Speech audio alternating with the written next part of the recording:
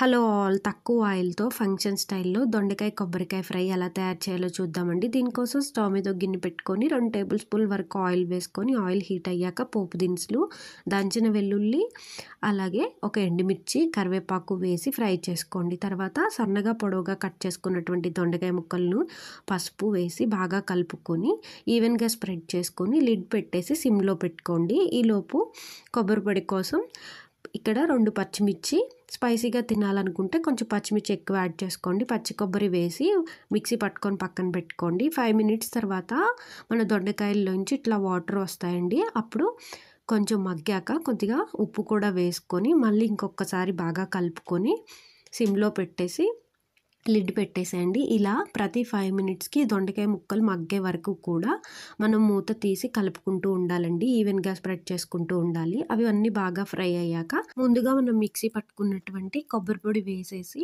3-5 నిమిషాలు దగ్గరుండి ఫ్రై చేసుకుంటూ ఉండాలండి కంటిన్యూస్‌గా. ఆ తర్వాత వేయించిన పల్లీలు కూడా వేసుకొని సర్వ్ చేసుకోండి. Thanks for watching.